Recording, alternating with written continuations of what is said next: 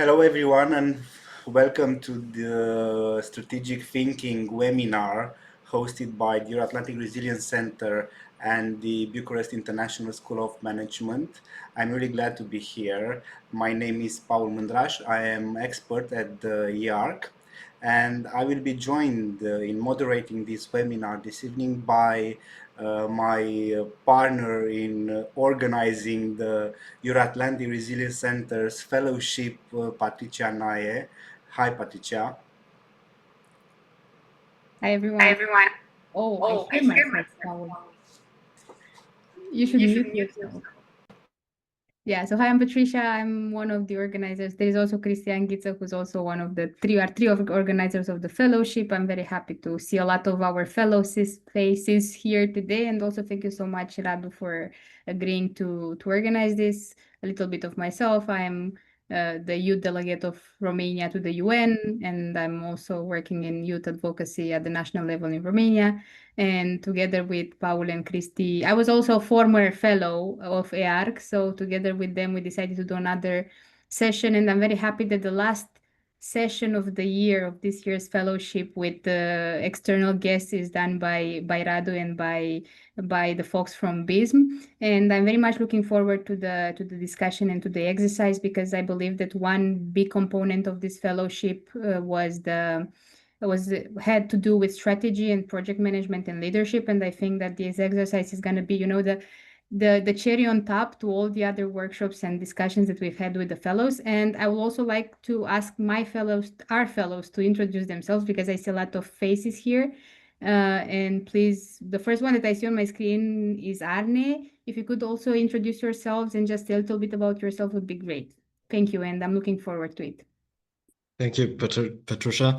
So my name is Arne Ronneberger. I'm a student of political science in Germany and in this year's fellowship program. And it's been a really interesting journey. And I'm also really looking forward to this seminar because apart from my studies, I work in the medical industry.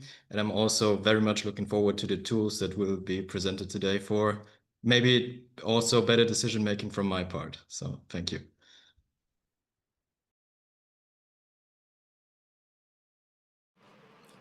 Okay, who wants to continue? I can see Paul Meyer, please.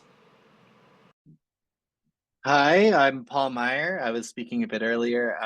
I just finished my master's degree at Gonzaga in the United States, and I'm in San Francisco, just moving into San Francisco, and I'll be ideally working with law firms and politicians for a little bit before moving into law, ideally. And I'm really interested in the theory and practice of decision making, because I think that it's important on a personal level to make good decisions, and then at a public policy level to make systems that make good decisions.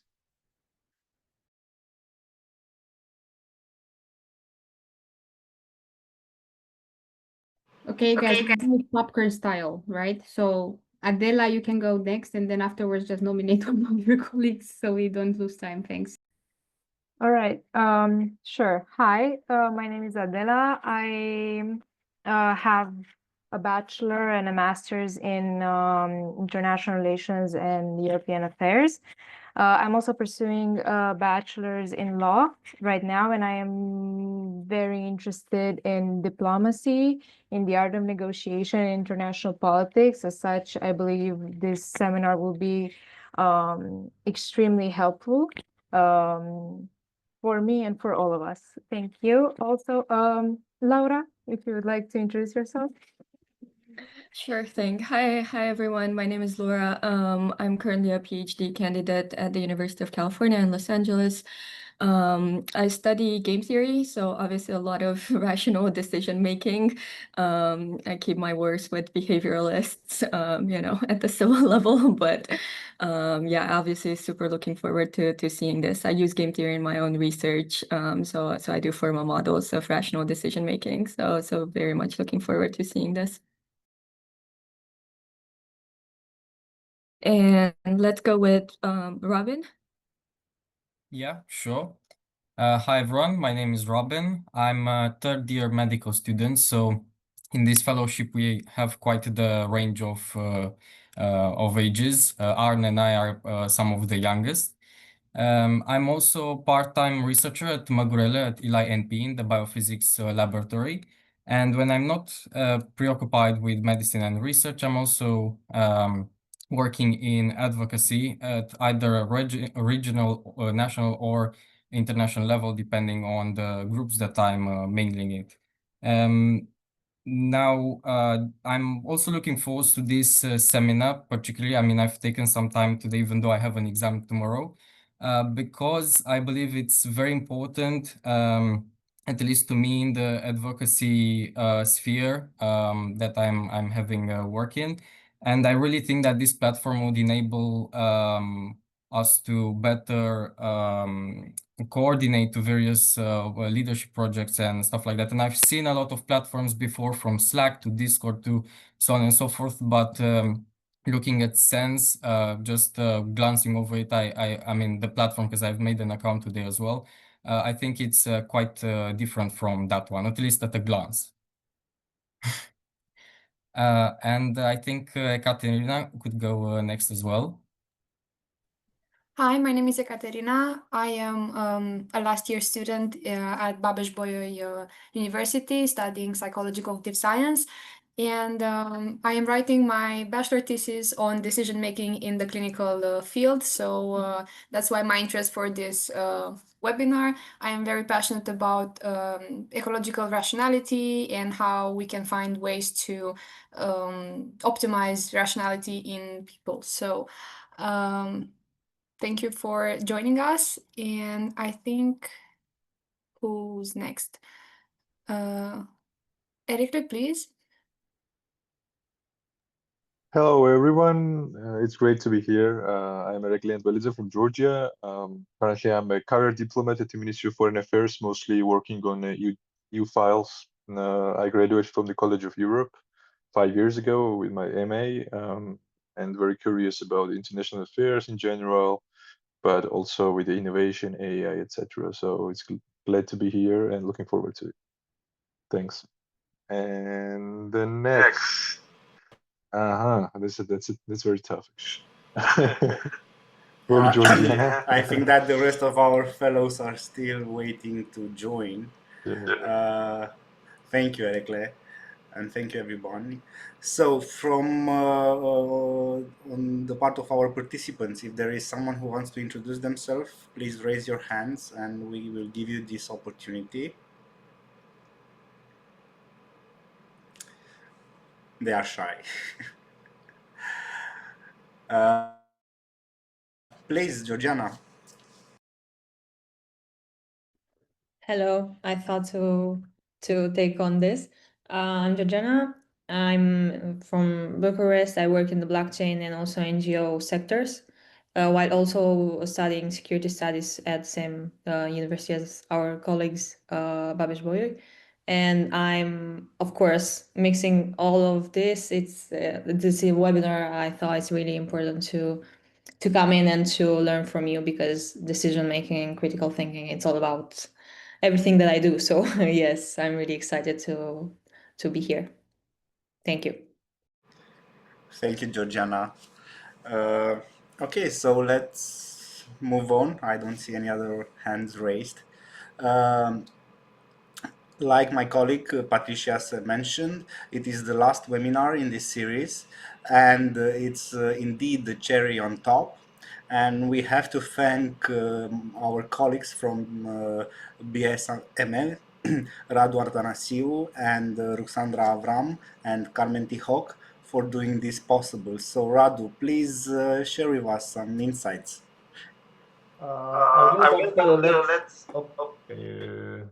Thank you. Okay. Let us introduce ourselves first. So my name is Radu Artanasiu. I teach, write about, and research about decision making in a managerial context.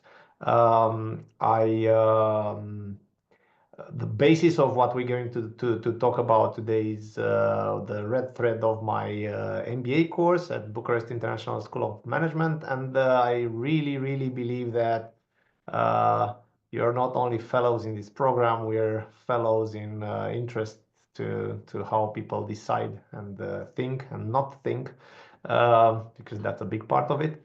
And I was very lucky to have a brilliant team, and my co-founder Ruxi here, and the brain behind the UX and UI, Carmen, are here, but I will leave them introduce themselves. Hello everyone. I'm Radu's partner at SENS and a software engineer by heart. I like to say that I transform ideas into products, and this is what we did with SENS. I finished my MBA at Maastricht University at BISM. This is where I met Radu, and I'm very happy to be here to see SENS in practice. Thank you so much. Hello everyone, my name is Carmen Tihoc and I am the UX UI designer of this project. At base I'm an engineer, but my passion led me to design web and mobile application. Thank you for your time, and I am very curious and looking forward for your feedback. Thank you.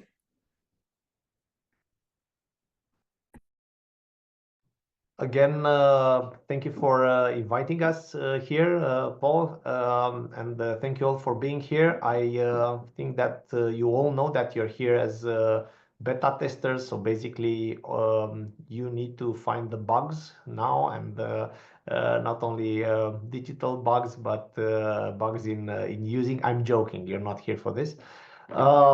Let me talk about decision making and SENS for 3 minutes, and then we're gonna play. Is that okay? Are we good?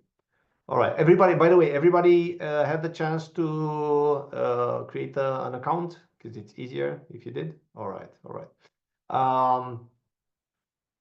I have two principles in my courses that have to do with critical thinking and decision making and problem solving. These are not synonyms.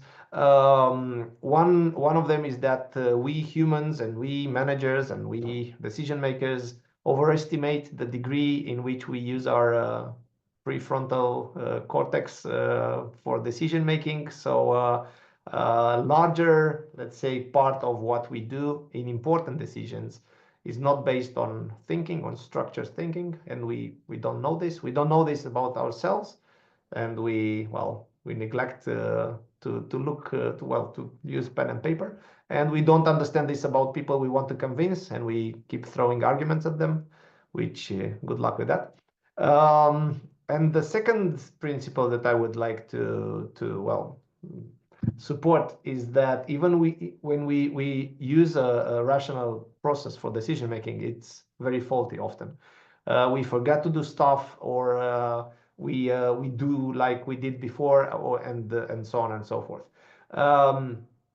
SENS is my attempt to bring the concepts that are studied in a normal course in decision making to the general public, like a reminder, like a guide to walk you through the to a structured approach. And the main let's say the main cognitive part of this, it prevents us to fall into several traps. There are traps in thinking, and this tool is preventing that. There's the logic says that if you do this, your decision becomes better. But there's also another thing that we discovered together with Ruxi and Carmen while building this and testing this on real managers, is that it brings a lot of alignment. If you do this in a group, it brings a lot of alignment because everybody was at the decision table. So it has to do, like Patricia said, with the strategy, yes, with project management, yes, but also with leadership, which is kind of interesting. It's a byproduct that we're very proud of. So basically, we're trying to avoid thinking traps, and let's play. So let me share my some screens. I don't know what this is. We'll go now. Oh, it's the thing that I shared with Katerina. So This is the dashboard in SENS. And well, there's a nice homepage, but we're not interested in the homepage. What we do is we digitize canvases. Canvas is a support for a process, for a thinking process, and this has a lot to do with strategy. We're gonna digitize the mission vision. Is not gonna be called like this. Mission vision something, priorities or something like this. Business model canvas by Strategizer, and a lot more processes which are common in companies. But we started with problem solving, and if we click here, we can start. We need to click again. I'm just gonna show you this canvas, which is I'm gonna start by myself first, and then I'm gonna come back. Has two parts. So the first part has to do with the problem, understanding the problem, and the second part has to do with finding a solution. And the first trap is most people jump to the solution. They jump to the solution before understanding the problem. It's called the plunging in bias. So if you have ever met an older entrepreneur, you go to him and say, hey, boss, we have the, yeah, take two men, go there. Yeah, but I didn't finish what I'm saying. Yeah, shut up. I have 20 years experience. Shut up. So sometimes intuition, by the way, is a very good tool, but sometimes it misfires. So you need to understand the problem.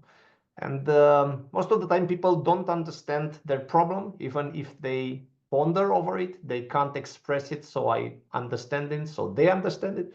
And if you go through this riddle process, you have a lot of aha or sometimes oh shit moments. You realize that you were trying to solve somebody else's problem or two problems in the same time, or just justify a solution.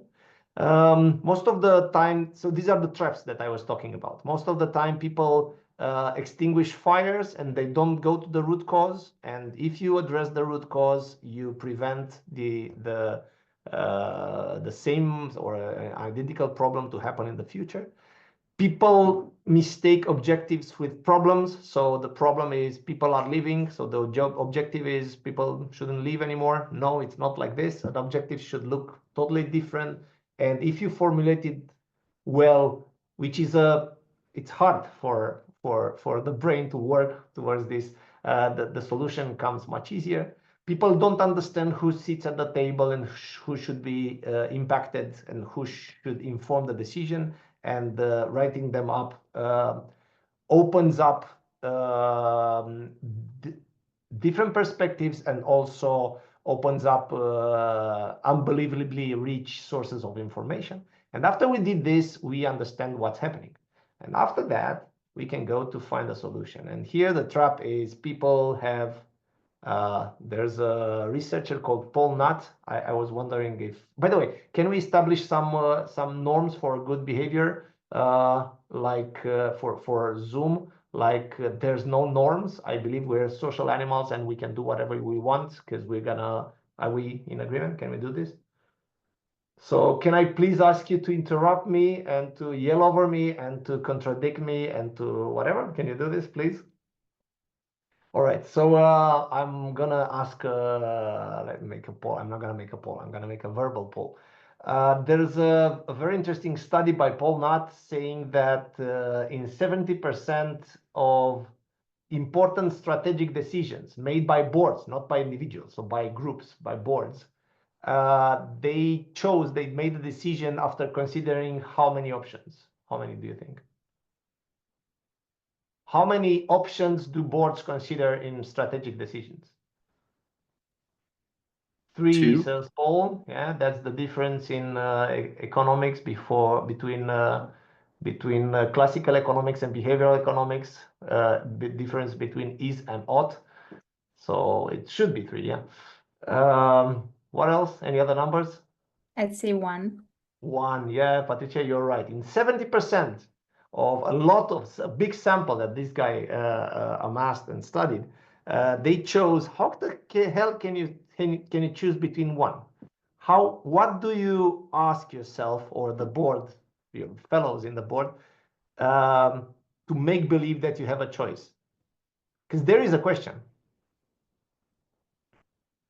The question is, should we or shouldn't we internationalize in Hungary? That's the question, which is, I'm sorry to say, it's half a question. It's half a choice. It's not a smart question.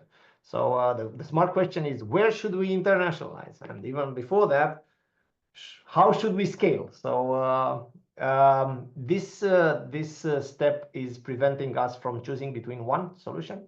And people do this. People really fall in love with the one solution and really neglect to think of others. And this brings in very good perspectives. Then we have two kinds of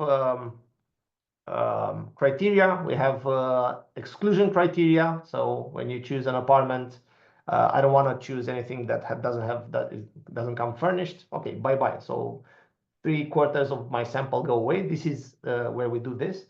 And then we have more subtle criteria or criteria which mix together for our decision. And we're going to use a matrix for this. And finally, obviously, we've worked so much on a decision, so that's the decision. Yeah, no, think again. What could be wrong and make it better. So this is the process, and it's a normal process. If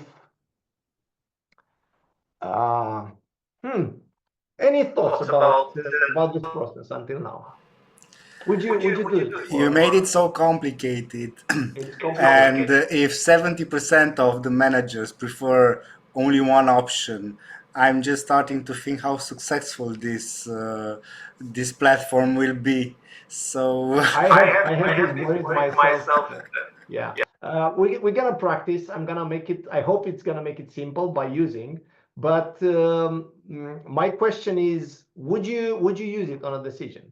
Would any of you use it for a situation, a challenge, an issue that you? Yeah. On which I think kind it really depends on the decision. Yes, thank you so much. That's the exact answer I was waiting for. I don't think we cannot like admit that heuristics have their purpose. So we cannot, it would be a waste of time to go through a, I don't know, preference table or even this sort of layout for every single decision we have to make in our lives. So absolutely, totally in agreement with you. And I'll give you a framework for this. Where do I stop sharing? Did I stop sharing? I think I did. No. No, it's all right. No, it's still sharing. Yes. How do I? Oh, stop share. I have two screens here, and it was hidden. So there's a guy, James Clear. I think you're familiar with him. He wrote Atomic Habits, which is a very cool book about, by the way, decision making and not rational decision making. And he's got a very good newsletter. In his newsletter, he said that decisions are like hats, haircuts, and tattoos. So hats, don't think about it, put it on, doesn't fit, put another one on, and so on and so forth. Haircuts, it's tricky, because you're gonna look ridiculous for a month or two, but still after a year you're gonna forget about it. But for tattoos, and I'm not telling you to make up a tattoo. It's a metaphor, okay? It's actually an analogy. So for tattoos, you need to think a bit. Don't get drunk and get a tattoo. You need to think of it because you're gonna live with it. So I think all of us, and Ekaterina, you're really right, should set our own thresholds for ourselves or for the business or for the team we're leading, above which there's a tattoo. So it's more than, I don't know, 5,000 euros. It's a tattoo. It involves more than 3 people, more than 3 months of work, more than something. It's gonna impact my family. It's a tattoo. So then have half an hour to an hour to go through the process and get over it. Could that be an answer? Ekaterina, what can you think of what's your threshold for a tattoo? For a tattoo type decision? I'm thinking. Okay. I'm still thinking. I heard your question. I'm just processing. Write it in the chat at some point. Okay. So the reason I stopped sharing is because I asked Paul to ask you for some issues or challenges or whatever that you're sometimes problems, which is the academic name for this, scares people, but you're all very acquainted with academia. So Do you have proposals? We're gonna play with a real issue, a real challenge, a real problem, and he asked you to come with some proposals. Do you have some? Well, Radu, it was a long and painful process. Really? No, it was really a pleasure. We had many proposals, and we decided to play on something indeed a real problem and with a real impact. In Romania, and not only Romania, I think that most of the democratic countries face this problem, and this is the problem of disinformation. And because this is a leadership and our fellows are young and passionate people, we are proposing to discuss this information in the context of young audiences, how it affects them, and how what can be done to increase the resilience, because this is a resilience center that is hosting this fellowship, and this is our challenge, our task for this exercise. All right. So that's a good one. Let's play with it. I'm gonna share my screen again, and it's the same. This one, share, and do you still see it? Okay, so problem solving. Let's go. How many of you? So we have space for 7 people. I would like to be one of those 7 people, and I'm gonna facilitate the process. So I'm gonna lead the process. In teamwork, there's one owner of the process and the maximum 6 participants.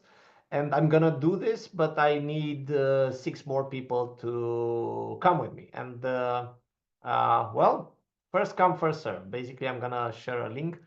So let's start, and I'm gonna invite my team. You just it creates a link. I copied the link, and I'm basically putting it in the chat. Do we paste the link in a Google tab or within the page? Within the Zoom chat. Is it okay. good? No, I'm asking where do we add all right. Sorry, you just click on the link. But then if you're not logged in, it's gonna prompt you to log in. And if you just see the dashboard, just click in on the link again. That's something we discovered today when we tested. By the way, we worked for 8 hours before this webinar just to be. No, I'm joking. We worked for half an hour in the morning. So I'm gonna continue, and I'm gonna see what's going on here. Let's see what's going on here. Oh, okay. Hello. Ooh. Can you all look at Carmen's face, please? Ruxi is kind of the same, so yeah. Because yeah, we've played with it, but not very much. We've just launched, so Carmen had to invent a lot of names, and now the names are not invented; they're real. So good. You guys are all beta testers for us, so as Radu said before, so we are really excited to see this. Yeah, we do. Yeah. So anybody else coming? Do you have issues with connecting, logging in, or joining this process? All right, somebody else. Okay, cool. Welcome, Paul and Georgiana. Where is Georgiana? See? So bug, but it's just the list. So 1, 2, 3, 4, 5, 1, 2, 3, 4, 5, 6, 7. Done. So we're done. So we're full. Thank you very much. The rest of us can watch with me, and I'm gonna start with defining the problem. So by the way, the tool is free. It's gonna be paid in team mode, but for now it's free, so you can play with it as long as you want and recommend it, and just by yourself or not. So let's start with my understanding of the problem, and then we're gonna all play together. Okay, so was it disinformation, not misinformation? Yes, Paul? Disinformation. For many Yeah. young people. Is that okay? We're going to start with this general statement. Okay. So what we need to do now is the participants need to refine their problem statements so it becomes more operational. So we have a better understanding and a better start of the process. So is it a single issue? No, I'm not. Sorry. Each participant who has a view there, do whatever you want, and I'm gonna play by myself, but everybody can see what I'm doing. 1 second, Radu, Yes, to be very clear for our entire audience. Whenever you have something to comment or any proposal, just raise your hand, and even if you are not in the platform, your opinion will be valued and taken into consideration. So please don't be mindful of that. Thank you. Thank you so much, Paul. And you can not even raise your hand, just shout or write in the chat or whatever. So basically, what the platform prompts you to do is to make a better problem statement, so you and your team understand it better. So sometimes this is a trap. People put in several things. If you hover here, there's examples. So, but this is a single issue, not a cause. Well, it's not a cause, it's the effect itself, and we don't jump to the solution. So in our case, we should put I don't know, censorship in something. That's not a problem, that's a solution. Okay, so continue. Here we have a problem, and I'm really urging everybody to respond to this. So to rephrase the problem statement so it conveys all the details, number, context, symptoms, and consequences that would help a consultant or a third party to understand the issue clearly. By the way, I don't know what young people are, and I don't know what this information is.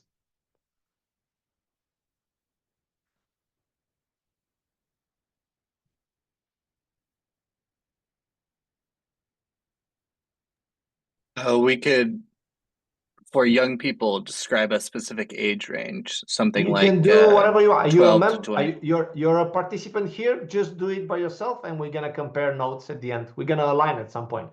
Hold on. Everybody, all the 6 people, did you understand that you have things to do?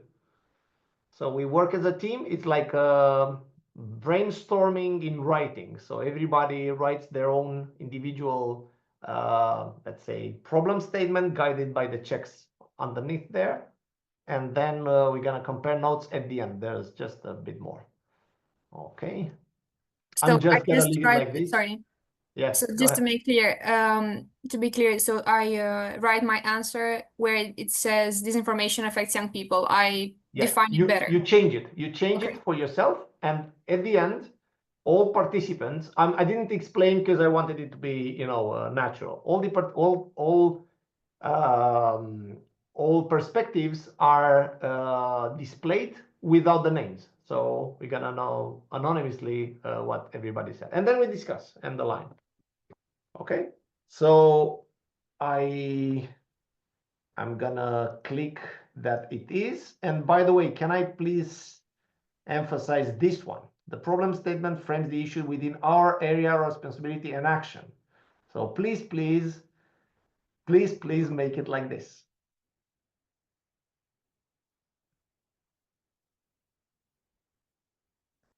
Because it looks like an act of God here. And you can't problem solve towards an act of God. So we need to define what is this information, who are young people, and who are we? We, the ones who try to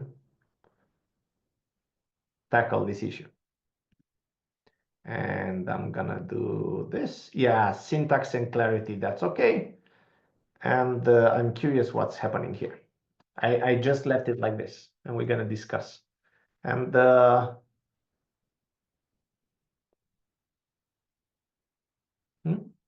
all good?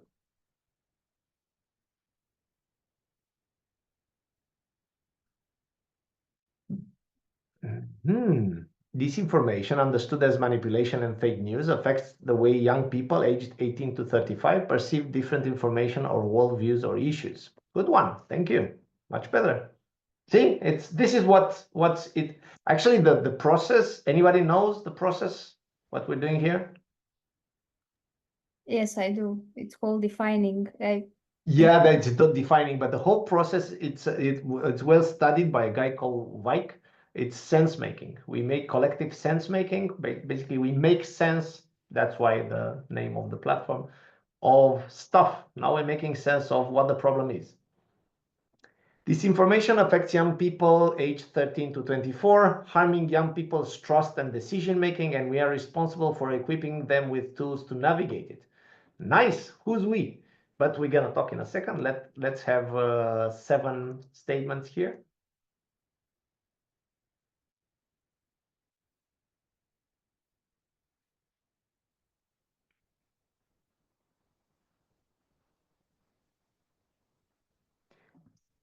Which is the intentional distortion of facts. Nice one, I like this. Affects the information gathering of people between the ages 14 to 35 on an international scale. Nice.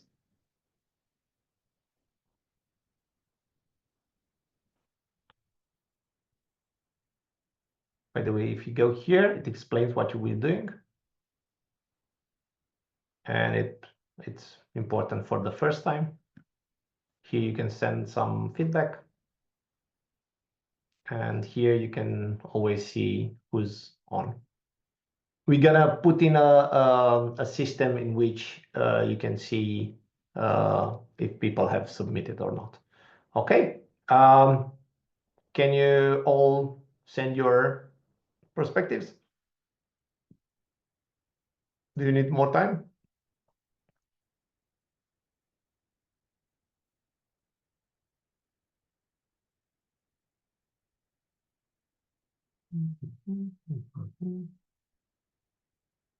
All incomplete information, poor information, misleading information, and false information influences 0 to 27-year-old decision-making and perception of the world. Good. Lack of accurate, testable information influences how young people aged 14 to 35 make decisions from a local to a more international level. Good. Is this all? I think there's one more missing. Hold on.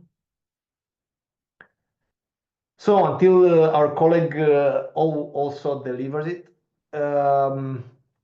what this does is harvesting different perspectives before you're anchored by the discussion. So I'm usually, now it's your first time with this, but usually if you do it over and over, you just write down, somebody starts with the first issue, then you can offer your own. And this is something that's affecting society, but think of our sales are down, that's really something that we feel in the guts, and we don't want to talk about very openly. And you have the perspectives there of everybody. There's one more. Can you please fill in? If not, I'm gonna move on because there's time. And by the way, it's designed to be able to move on without those perspectives. So 30 more seconds. What we can do until now is let's start discussing. So discuss all proposals and align on one problem statement. We can choose one of these or merge two or just design a new one. So about this information, do you like one of the definitions here?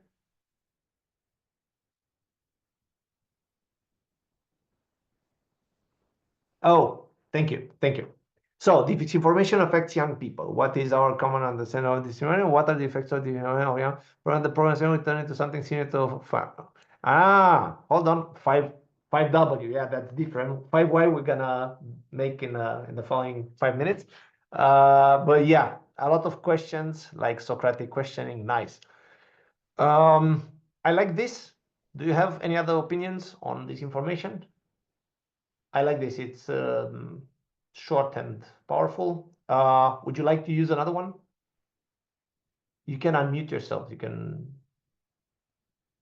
Yes, no? I feel like disinformation doesn't have to be the intentional distortion of the facts. It could be that you believed some disinformation and then passed it along, and it's unintentional. All right. Could be. You're right. This then? No, because hold on. I think that's a very good point that you raised. Are we tackling intentional or disinformation? I believe that the definition specifically mentions that disinformation is intentional and misinformation is unintentional. All right, cool. So let's take this. By the way, this is an exercise. We're not going to solve this world problem, but at least try, okay? Affects whom? Well, young people, I'd say, I don't know, 1435, 1324. What would you like to address? So now we put boundaries. So this is very bounded, very academic like, you know, so you need to define your Well, my suggestion would be to take into consideration the psychological classification of ages. Maybe Ekaterina can help. I mean, there are different stages from 0 to 6 or whatsoever from the brain perspective. Sorry. Brain development perspective. Ekaterina, if you know more details. I don't know precisely more details about that, but from what I've noticed in the advocacy world in Romania, I want to say in the volunteering settings, people usually consider young people aging from 14 to 35. So that kind of would be the threshold. Oh, okay. Let's go to 14. Oh, sorry.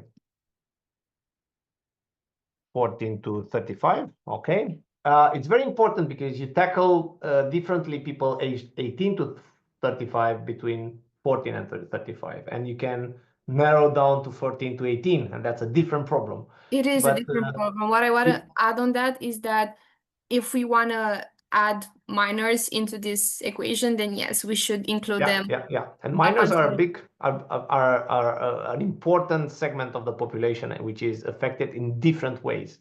Exactly. By this information. Yeah, they don't vote. Everyone, but or almost they everyone owns a phone. Yeah. Yes. Okay. So there are some problems with it. Perception of the world or worldviews or issues, but that's okay. But who is we? Let's go to who is we. So let's own the problem. Can we frame it as it's our problem, not the problem out there? Because that's gonna really impact the way we solve it. We can frame ourselves as, you know, the target group. So we, the young people. Oh, you know, I thought ones... we as a society, but that's a good one. Thank you, Patricia. That's cool. Are we all in agreement with that? Yeah.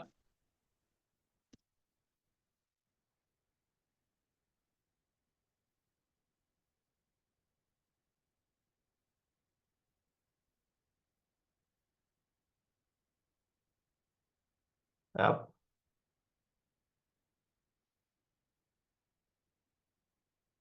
I'm not gonna continue, but you get the gist of what's going on. Okay, so we did a bit. By the way, we're done with the first step. By the way, this is not a thing which should be rushed. I mean, the value is in spending valuable time in gathering, listening, and analyzing. So this is not saving time. The main thing is not saving time. And Ekaterina, really, if it's choosing a master's, it's worth talking a bit more. Not, okay, let's have 5 minutes to decide on the master's, okay? Okay. Why the hell did it happen? So let's, if we don't tackle the root cause, it's going to appear again. So let's move to the next step, diagnose. And it's 5Y. Anybody familiar with 5Y? It's not the 5W, the Y who something. It's just Y in a cascade. Did you ever do it?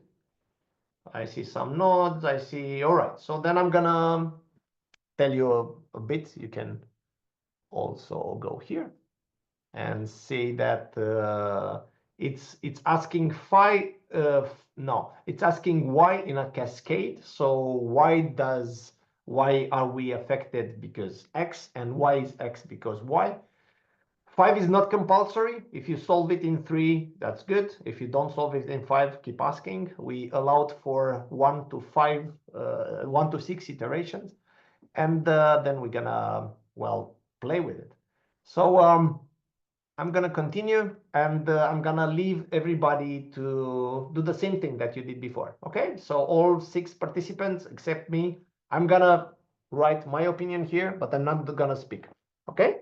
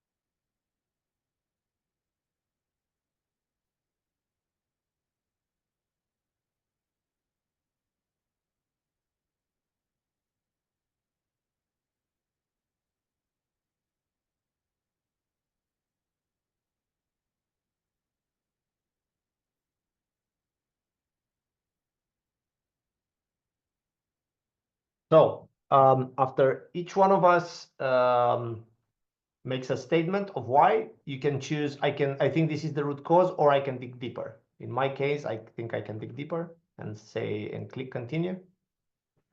And at some point, you stop when you think that's the root cause. Solving that will also prevent the disinformation from happening in the future, okay?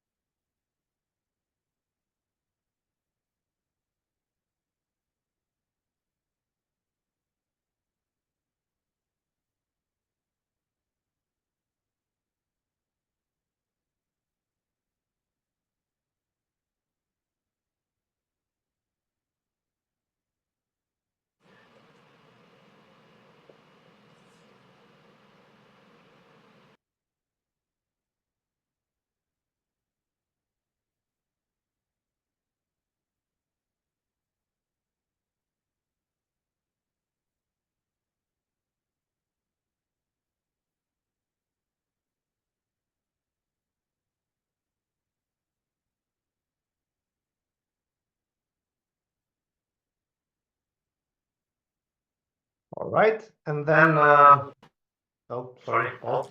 If you I have want, other. if you want, I can help you with one more root cause.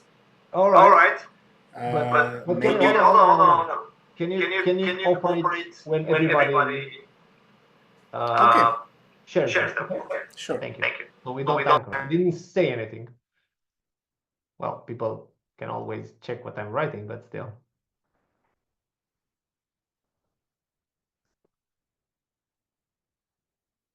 Yeah, let's pretend. So things started to appear here. Let's see the perspectives. That's gonna be interesting.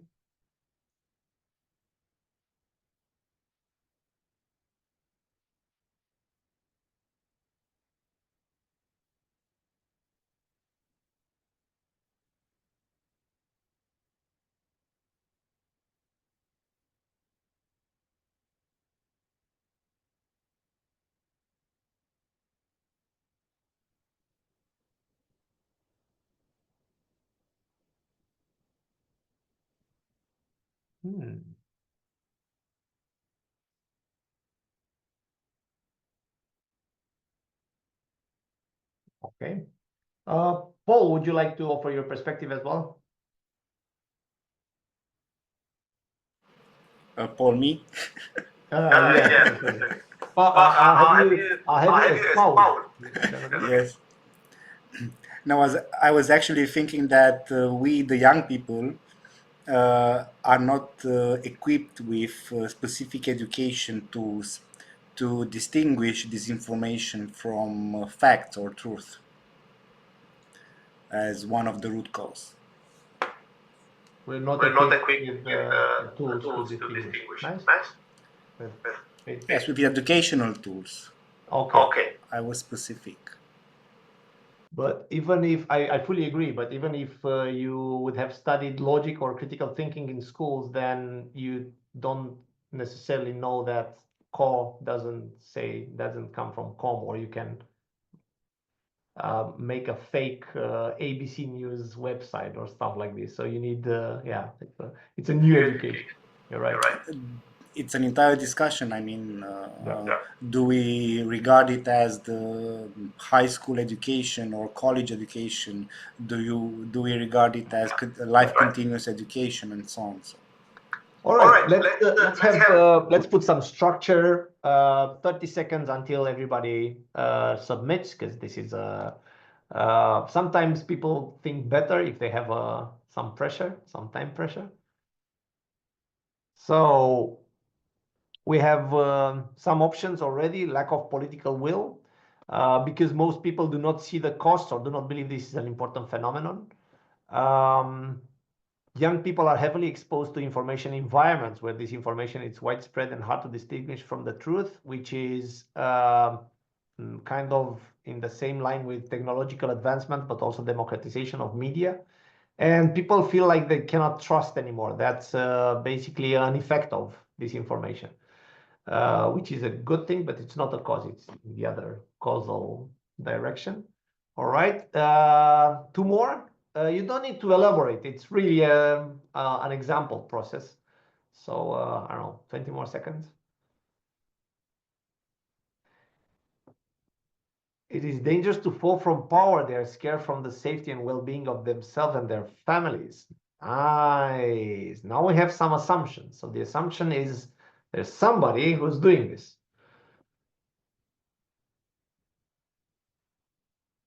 All right. What do you think of this? Do you think this is a phenomenon that's emerged, or is somebody at fault? Basically, people in power or people in political power.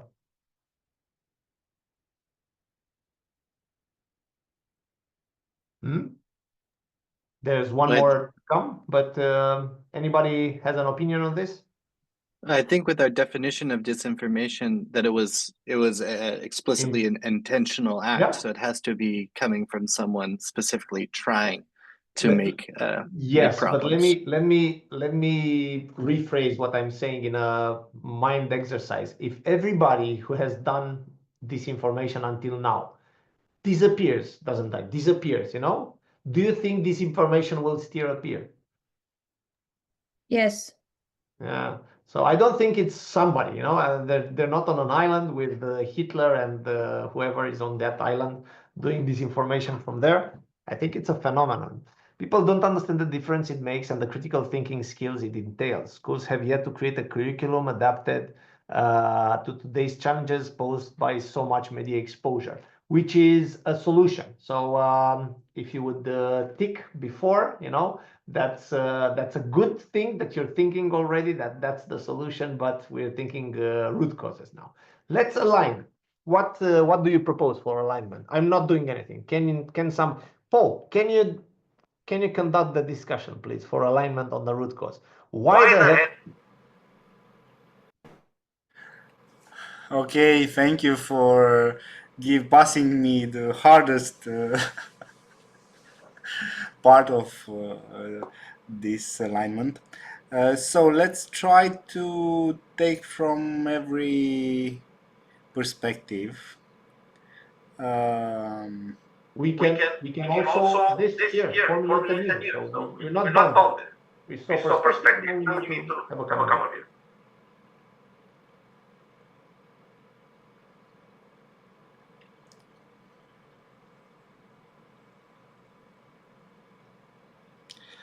I would go if young people are heavily exposed to information environments where this information is widespread and hard to distinguish from truth.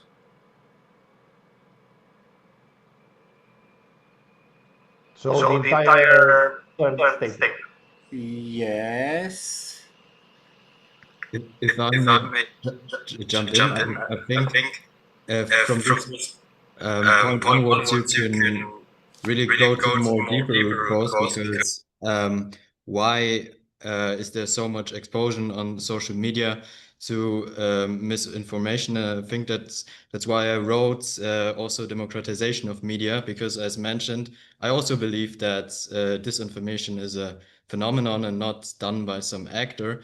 I think to some extent it's rooted in human nature. So with more participation from more human beings in media, this sort of goes into the direction, I think. Yeah, indeed, because the next thing I was going to take this part from technological advancements. Yes, as a result of technological advancements, and I'm specifically thinking of the way information propagates on the internet and social media with all sorts of bots and AI platforms and so on. So it's a massive amount of disinformation, Okay. which let's just say gathers in the first part of young people heavily exposed. This is why it's heavily exposed. All right. So sorry, I need to. Can you mute yourself, Paul, a bit? Yes, sure. I don't know why this happens. If somebody knows about Zoom echoes and stuff like this, can we please be enlightened? 3, 2, 1. If not, we're gonna mute and mute and mute and mute. Okay. Are we good with this? It's the cause is that the environment, the information environment changed dramatically because of internet, because of social media, because of democratization of information. I think we're good. It also has to do with the political will, lack of. Yes, Paul. Maybe we can also add the last part, because people don't understand the difference. It is also a cause. So are heavily exposed due to the technological advancement, and they don't understand the difference it makes in critical thinking and emotional thinking and so on. If you all agree, of course. Yeah, I was ask this. People, this is a draft. Do not see the gravity. Is it okay? All right. So what do you think of it? Any improvements on the root cause? This is such a big thing, and we're not gonna solve it. But if you're doing in a more applied thing, the root cause analysis is very, very, very important. So if you're talking about the sales that went down, if you understand that it's not the lack of will of the sales manager, is that your product is crappier than the competition, or that AI has come about, or that something, then you know what to do about it. But this is also good. Are we good here? Anybody has any objections? 3, 2, 1, let's move. So we have a root cause, and we're going to number 3, which is turn this problem statement and its root cause into an objective. So we know already the root cause. It will have to be displayed here, but it's displayed here, sorry. Let's have an objective. Let's make it faster. Let's address this in 3 minutes, okay?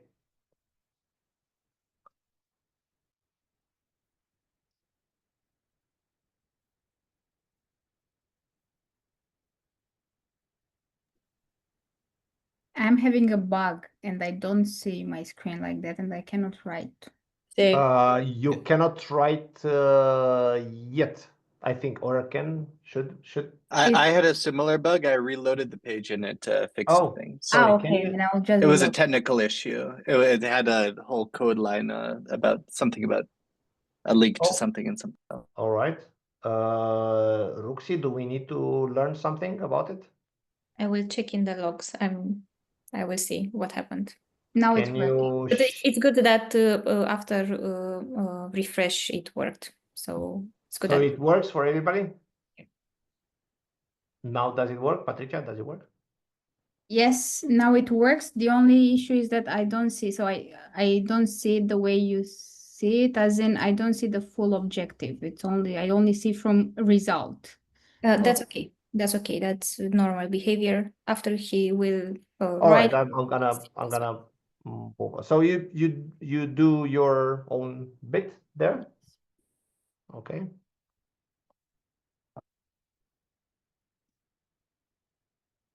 And by the way, please make sure there's one issue. There's not a solution. The objective should allow for multiple solutions, and then it should be smart.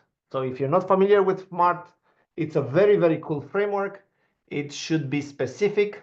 It will address the problem. So it shouldn't be the objective is for politicians to care. No, it should be something about disinformation and young people.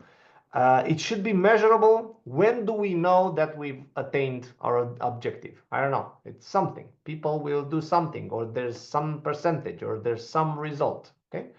It should be achievable. So please don't write down we should eradicate disinformation for good in 3 weeks. Okay. It should be relevant. It should be aligned with our, goals as a species. Let's say it should be time bound. It should have a timeline, and it should be with us. So we young people, we the people.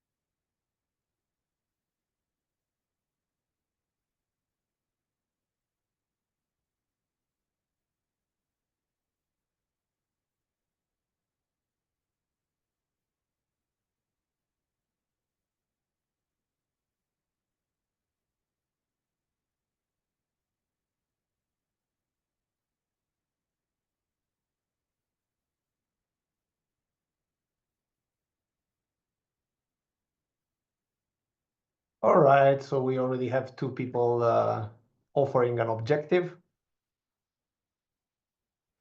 I love this. I love this. I love this because see, now we're thinking about it. This is the first time I really thought about it in a structured way. And now I realize there's 2 things. There's the disinformation and it affects people. So what should we fight? Should we make less disinformation or should we make people less affected? Which is very, very interesting. I totally agree, actually. I totally agree. It's the first time I'm also thinking about this perspective, but maybe this is a cascade. effect. Maybe if we fight or if we tackle this information, people will feel better. Or maybe it's the other way around. If people feel better, this information will be reduced. I think it's like in medicine, you should treat the cause and the symptoms. So you should increase the immunity of an organism and also make the, I don't know, the virus less spread or something like this, if you allow the analogy. So young people 14 to 35 are resilient to disinformation. On average, X% of young people don't fall for it. I love it. If you would have added a timeline by 2035, that would be a really smart objective. We young people should fight both disinformation and the way it affects us, so that by the way, I'm not young people, but I'm kind of I'm not into that bracket, but I'm making it seem like it. So that in 2035, people will look back and call it the decade when disinformation did not count anymore. That was a joke. Reduce the number of young people who are misled by disinformation by 30% within 2 years. I love this as well. Providing the majority of society with information about different arguments of a single issue within 5 years. Right. So, I just read a lot on, I think it was Dan Ariely's last book and there was another book that treated the same issue of the assumption that more information will help. And that's, well, I'm not gonna delve into that, but sometimes it doesn't work. In the span of a year, nice. We will implement and promote at the local level, nice. Certain educational activities or communities such as debate or fact-checking clubs in order to develop critical thinking skills and tools which youths can use. Brilliant, but that's a solution. So the solution should go towards an objective. So the objective is to increase critical thinking skills at local level, for instance. And the solution is to have debating clubs or stuff like this. So yeah, go ahead. We need to choose. So 2 other people should go in, but until then, I'll have Paul Meyer help us align. Can you please help us align?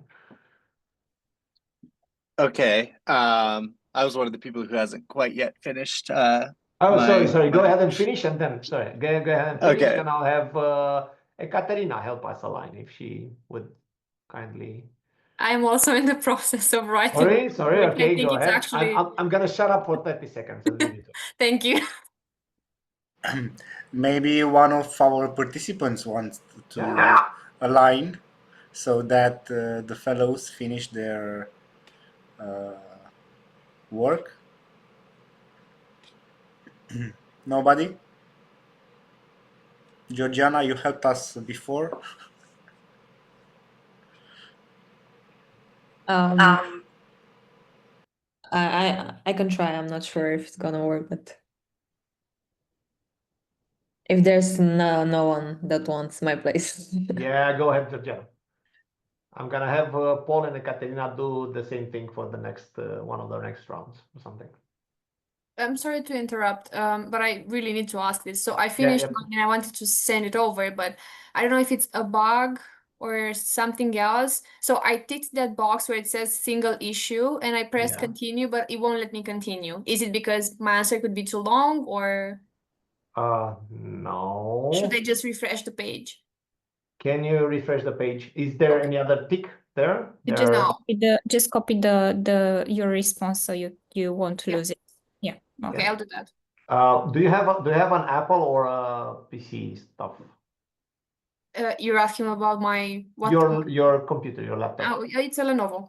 It's a Lenovo. Can you go Control and minus so you see more of the screen? Perhaps there's a check that doesn't. Okay, I'll try. Appear. Because if there's a check, it won't let you. Because when there's a single issue, there was something more.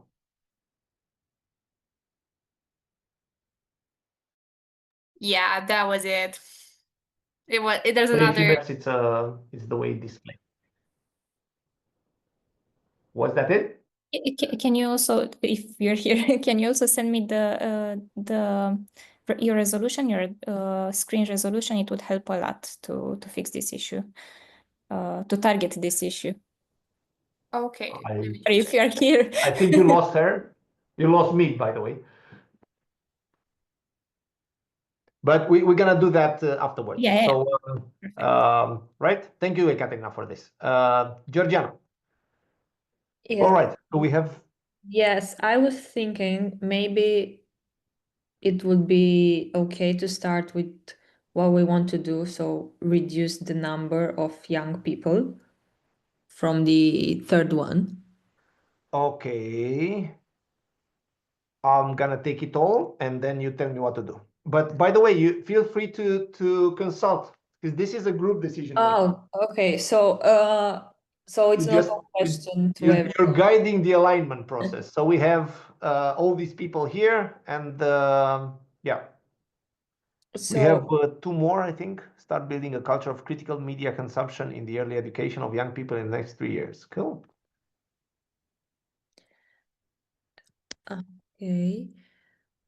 So I was thinking to leave the objective so young people, then you can cut everything, and then I want to ask our colleagues, what do you think of then putting in brackets the age, and then kind of saying how much time we want to reduce, because we have 1, 2, 3, 4 answers that are stating the number of the years.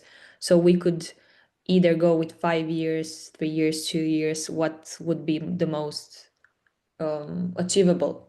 I can help you with the, yes, thank you. I was trying to bring in achievable for the A from SMART. I guess 5 is better, I think. Okay. It's more realistic. Okay, but I like these two. We did not read those. So start building. Oh, we read this. Educate people on what critical thinking means and how it helps to distinguish accurate info from disinformation by implementing. I love this. And from now on, just my prof comes up. This is the solution. By implementing academic programs within the academic framework, and very good, but it's not an objective. This is not an objective, this is a solution. An objective should allow for 5 types of divergent solutions. So we can do this by implementing academic programs, by putting on censorship, by limiting access to something, or by. Katerina, please. Okay, so I was so sure gonna say that. I was faced with these issues for so many times because I've taken some classes on negotiation and decision making and so on and so forth. But I want to ask, why do we need to, I don't know, have so many segments in it? Because I feel like it's abstracted. It makes it very abstract, and people don't really think like that. So I think it makes it more difficult to put out the answer. That's a very good insight. Thank you. But you will see that at some point it helps. Can you bear with us for 10 minutes, and then when I'm gonna ideate, you're gonna see that it's better to have an objective like reduce the number of young people who are misled by disinformation by 30% within 5 years, than do something with disinformation, because there's a totally different mindset for it. We're building towards good solution making. But I give you this. It's by the way, this is very important. This is not comfortable. This is not nice. People will not be happy using it. People will not just use it as a pastime. Yeah, let's go on Canvas and have a problem solving. Because our brains are wired into making shortcuts. And this is not a shortcut. But if you're having which master should I go to, please don't use shortcuts. Please have think of what do you want to achieve with the master, and think of all the criteria and so on and so forth. So yeah, I don't know if I answered my, but it is it's not Yes, nice. it is uncomfortable because I have to like, take it step by step instead of just yes. skipping But some. by the way, it gets better in time, and you will not even need the canvas anymore. You will only need for group decision making. By the way, this is something that it's kind of out there. But if it's a team which has a real problem now, they will be really, really fast and doing it fast. But sometimes they miss a step. But let's go on. Okay, sorry, another follow-up question because Yes, go this made me wonder. So would this sort of procedure work better, let's say, for decisions that you make as a group? Or Yes. okay, Yes. because I'm thinking that if this was my personal canvas, right, and I'm the only one doing this, and I'm kind of reflecting upon my own thoughts, then can I skip some steps? Can you, by the way, but I think it's in the beginning over the canvas. It says you can skip from everywhere to everywhere. So you can just use one tool and that's okay. You just need, it doesn't, the output doesn't automatically go as an input to the next one. But if you, for instance, need to decide on which apartment to buy and you have 4 apartments, you can go to the step 7, decide, and use the matrix without going to why do I have to move. What's the root cause of? No, don't go, just go to the step. All right, let's move a bit faster. So we go through the whole process. I'm gonna be a bit more, faster. So we have an objective. Brilliant. And now the 4th step, which is this one, distribute, creates a stakeholder map in which we realize who makes the decision, who is affected by the decision, and who can inform the decision. So who's at the decision table? Let's decide by discussing. I'll give you 30 seconds to yell at me who should be at the decision table. Yell, put it in the chat. I don't see the chat, damn it. Now I see the chat. Academia, good. If you're talking, if we are talking about an academic program, then maybe the Ministry of Education. Do we talk about an academic program? We just realized that we as young people should diminish the effects, well, the number of people who are affected by this information within 5 years. So that's what we need to do. Academia, we did not say this. Politicians, I don't know. Elon Musk, I don't know. Who knows? Somebody is there. I think I was still hung up on my example, sorry. Thank you. But now you realize this is a process through which you realize that you are hung up on your example. Okay. So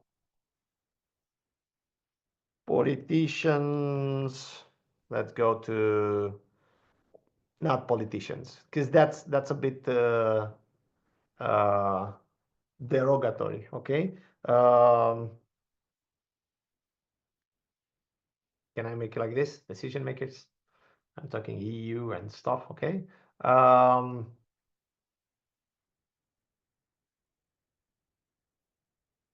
Anybody else? Well, actually, Radu, you can check the chat. Oh, Because sorry. people are Okay.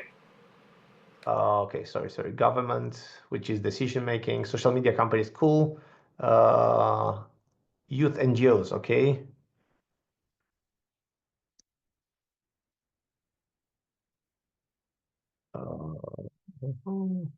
Financial advisors, is that fin? Let's keep it like this. I would say So we move. parents. Oh, Sorry? I was thinking of parents. Parents, back. That's very good. Very, very good.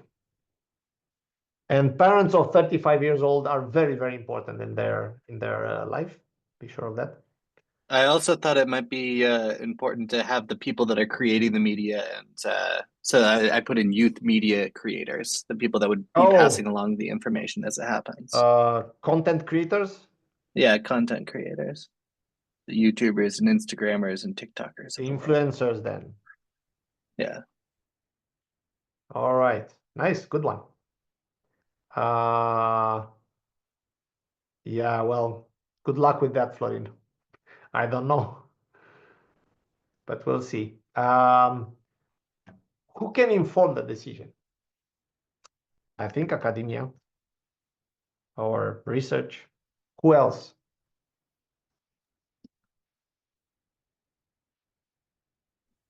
Politicians. I believe that Not that trustworthy. public law specialist or, I think that's policy. Okay, who else? I think these youth NGOs or parents to determine like youth behavior on social media.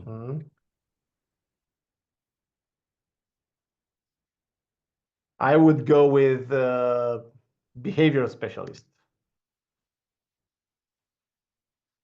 His parents are not necessarily all right. And then who will be impacted by the decision?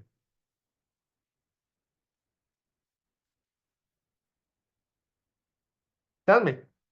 Obviously, our The target group. platforms. Who else? Educators. Who? Teachers, educators. Are they going to be impacted? Of course, because they're gonna They be. will have something to do, but impacted. Who will be impacted by what we're gonna do? The platforms will. Sorry? The platforms. So the social media Yes. platforms. Sometimes not in a good way. What else? Who else?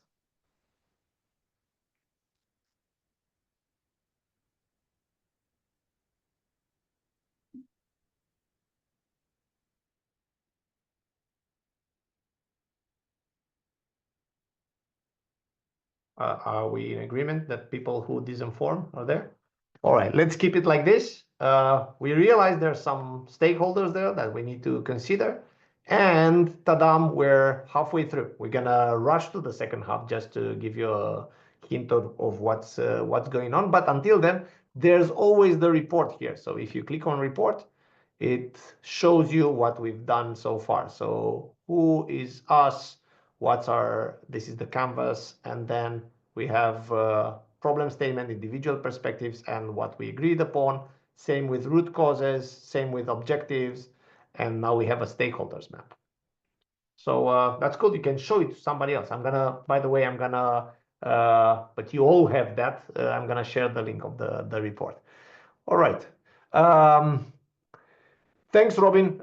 See you next time. I'm gonna rush for everybody else. Are we good? Any other time limits? 3. Thank you. Thank you so much for your words. All right. If not, let's start solving. So now we have an objective. Let's start ideating. And now I'm really going to shut up. This is the objective. Please come with so here, I added solutions which are not alike. I added solutions which are not obvious. Please come up with funky ideas.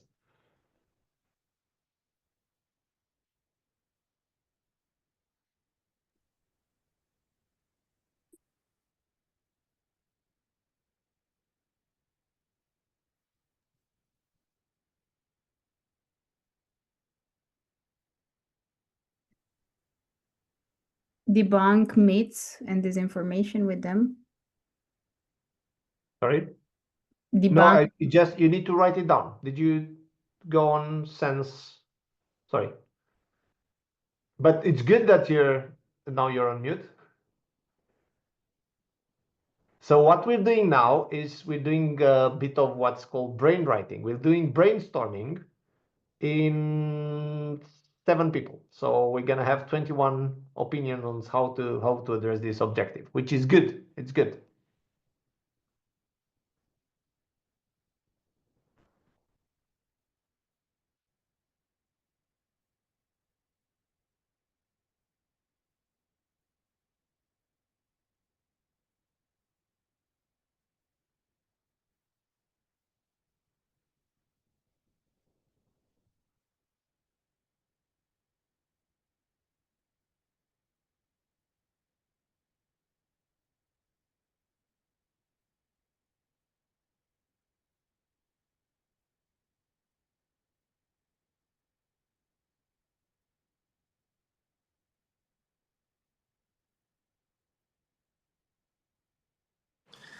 Well, actually, Radu, considering your first opinion, I would argue, well, maybe it is out of the box solution.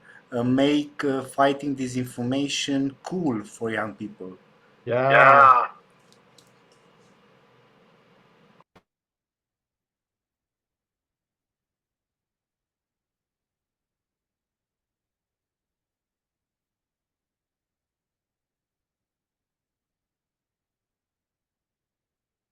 Okay. If people who don't play want to have an opinion here, you're welcome. I'm opening my third option to the public. Thank you, Paul.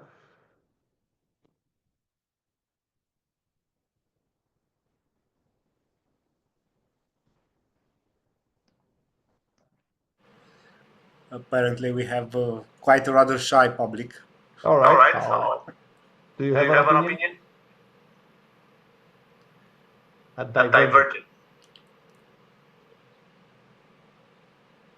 Maybe impose sanctions on the platforms.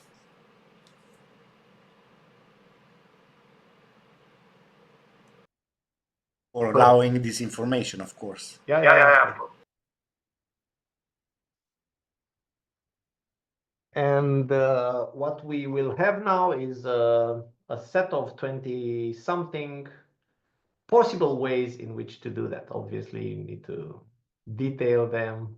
It's better not to have imposed sanctions on platforms, but have an AI quantify the result of certain disinformation in a certain public and impose a proportional sanction on the ads revenues from that target group of the social media platform in that region and offer those as I don't know, funds for fighting disinformation in academia, for instance. So that's a solution, not yeah, but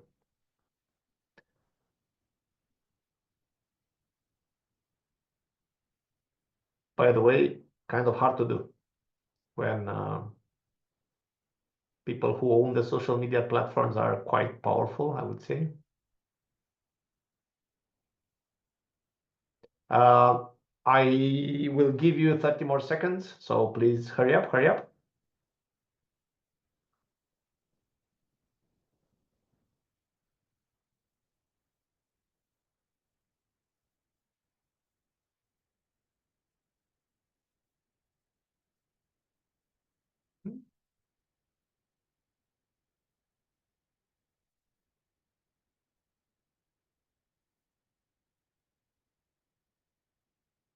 Oh, sorry, it was me. Sorry. I should have pressed another button one more time. Sorry, it was me. Oh, so many. Can I start reading them? Fact checker tools workshops. Nice. Digital educational programs. Tokenize and gamify learning. I love this. Whenever you learn something new and apply, you earn. But learning of critical thinking or something like this, I would guess. Okay, academic programs that teach young people to think critically. We teach people how the algorithm works. Nice one. And how are some trustworthy sources of info? That this is less important. I think this is very, very powerful. We encourage young people to report this information. Interesting. Mobilize an initiative for tighter social media restrictions. Support educational networks that support critical thinking. Prohibit social media access for young people. Oh, nice one. Good luck with that. Debunking myths with their grandparents. Nice. Give you the correct information that ask them to convince their family. Brilliant. Love it. Empower them, to be agents towards another group. Nice. Implement whistleblowers among institutions which deal with online content. Introduce argumentation, debate, and fact-checking activities in the school curricula. Make the spread of disinformation shameful by increasingly blurring the profile picture on social media. Make fighting disinformation great again for young people. Sorry, Paul, I rephrased it because it's funky. Think superheroes, impose sanctions on platforms, penalty for faulty platforms, again, AI tools to check facts, good one, improve educational system. All right, so what we need to do now is to come up to, well, these two kind of are are the same. So I'm gonna throw this away. And what else? I'm opening up are we good with this? Okay, so let's share. This is it. This is the list of options. I just eliminated one which was duplicate. We're done. I have quite a list here. See, a big long list. I love this. And now we will try to make the list shorter. So I'm gonna make it like this. This is a filter. So I'm asking kindly the 6 people here. So this is our list of options. I will ask you to think of less good options. And well, after reading this, or even if you don't read, just flag them. So if you don't think they're really good, if you think they cannot be implemented, or they're really harsh, or they're not moral, or something like this, just flag them. I will flag them myself, and we're gonna eliminate the ones with many flags, okay?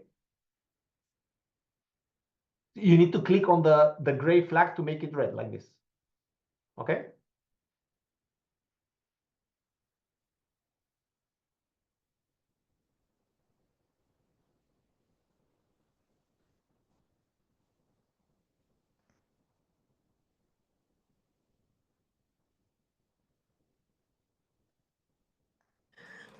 Well, actually, I'm curious, why did you choose the red flag instead of the green flag option?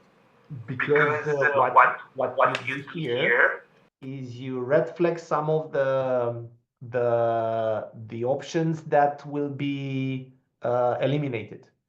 So we're not just red flagging, and then we're discussing them either to rephrase them completely or to throw them away. So it's like not good. So it's not a good signal if you red flag them.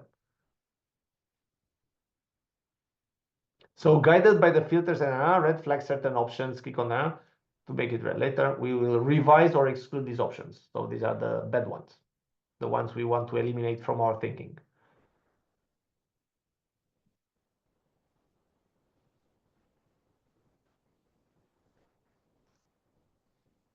I'm not gonna red flag anymore. I'm having everybody red flag, and then let's see what we've got here.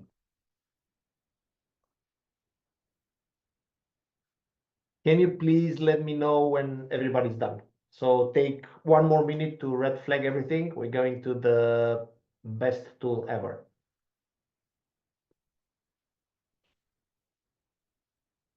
Hey, you didn't like mine. Hey, I have a champion of red flag. All right, I'll throw it away. Hop. So the owner of the process, the facilitator, has the power, after talking to everybody, has the crayon and the garbage bin. So I can rephrase or throw them away. Because we're tight on time, I'm just going to throw away some of them, the ones with 3 flags and the ones with 2 flags. And let's see what we've got afterwards. Don't do this in a normal process. Please don't do this. This is not what should be going on. Paul, bear with us just a bit more. Okay. And basically, I'll propose, there's a lot of options. So let's throw these all away with red flags and keep the ones which were not debated. This is not the normal process, but we're just making an example, okay?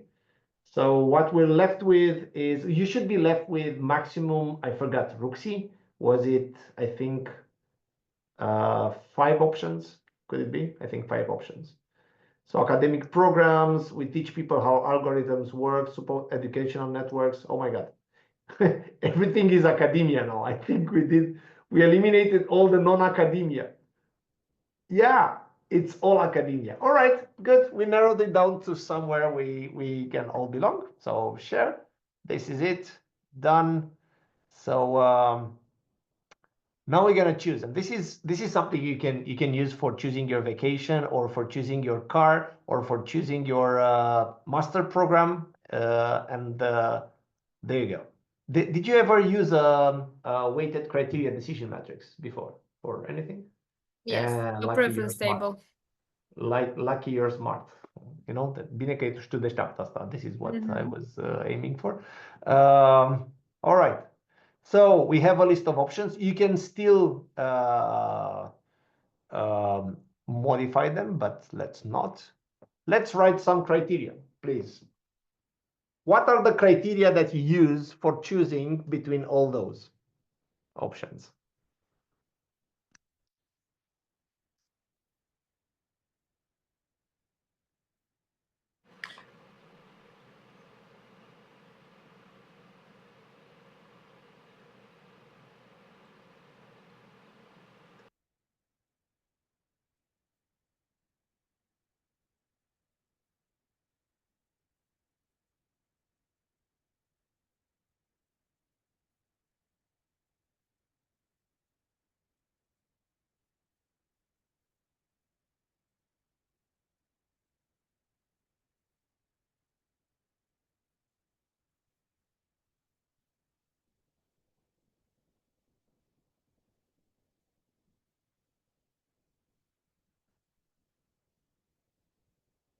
Nice. We are quite aligned on this. So we have, can I eliminate these feasibility? All right, sorry. So I'll have one feasibility and one cost and effectiveness and go on. I still need some, I don't know, 15 of them from everybody. So it's a democratic process. I was writing them, but then it disappeared, and all I see is you. Sorry, can you see anything now? What can you see? Okay, we're just gonna ignore you, Patricia. Sorry, that's a bug. Sorry, it's on us.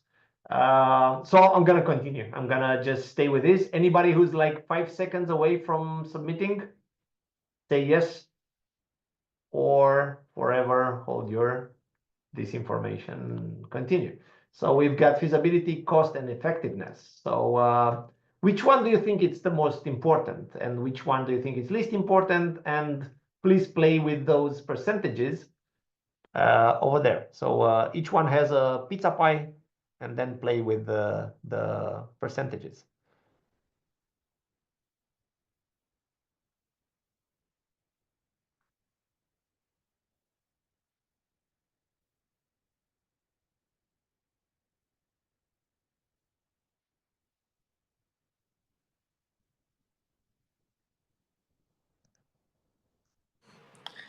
But actually, this option also tests us to see if we are good at math. Yeah. You need to add. You need to know how to add until it makes a perfect 100. All right. So what happens now is the platform averages all the inputs, and the average is, by the way, the average is not a good decision-making tool. The average in our case is just the starting point of negotiation or of discussion. So we're gonna have the average. We're gonna have like a test of what.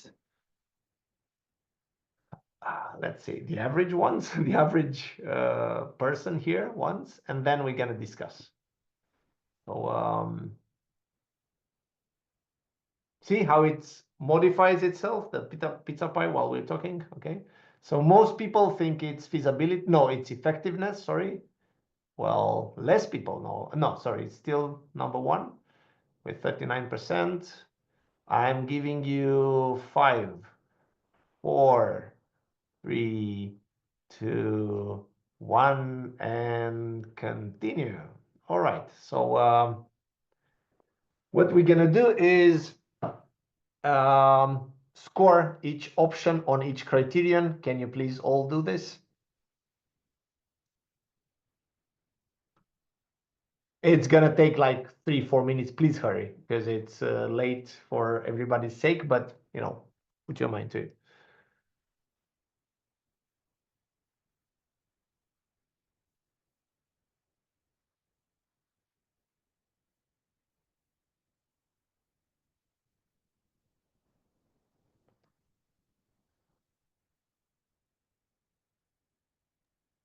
What should I do in order to get to this table where I score them? Because I'm still stuck on the pizza pie graph.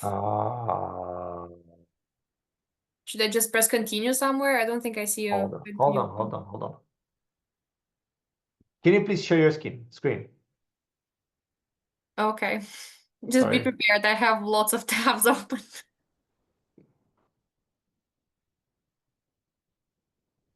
Damn it, he made me share my screen. Damn it.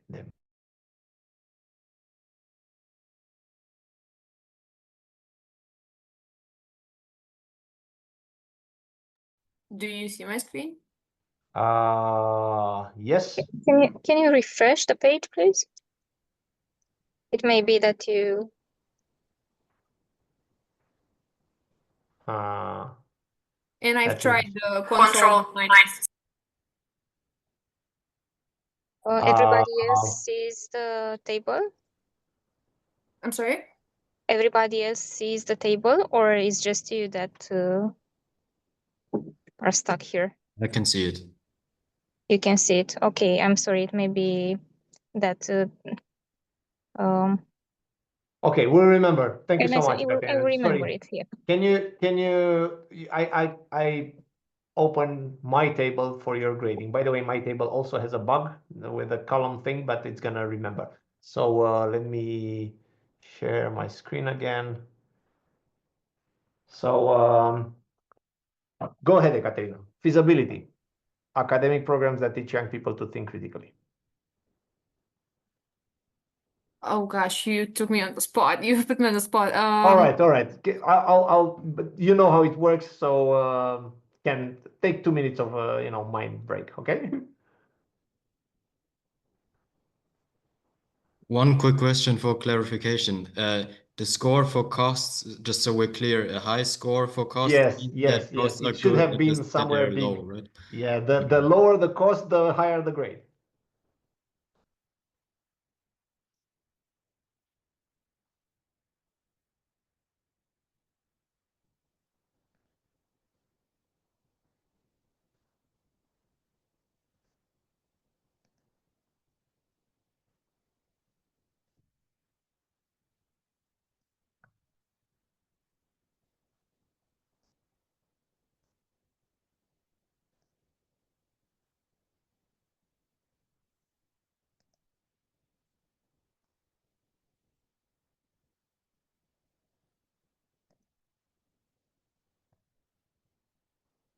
All right. So what we will have here is, well, that's something that we still need to work on.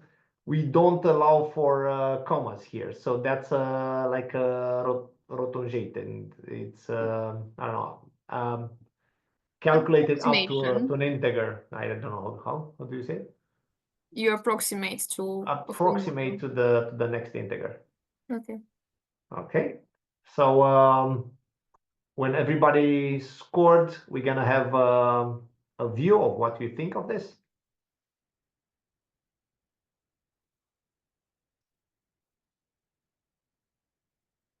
So I'm jumping. If I cut everybody, did you all get the chance to score it?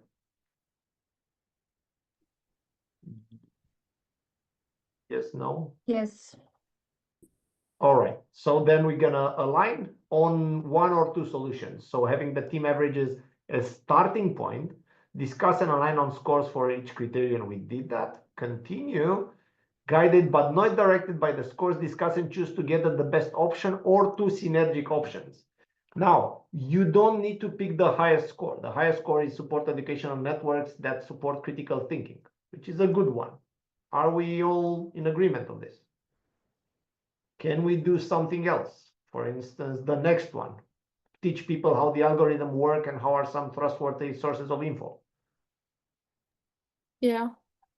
All right. Can we just go ahead like this? Have this as a solution, and it prompts you what you can do with it.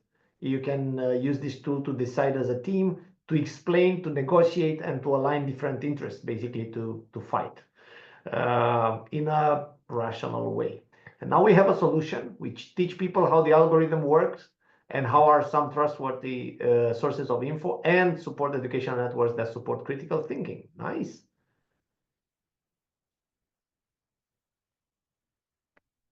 And the last step, let's go to the last step. Are you still a bit, do you still have some energy for the last step? It's a critical one. Can we give me 5 more minutes for displaying this? All right. Of course, yes. So what happens here is something, it's invented by a psychologist, a famous psychologist and researcher in decision making called Gary Klein. By the way, Ekaterina, Naturalistic Decision Making and NDC by Gary Klein. This is the guy.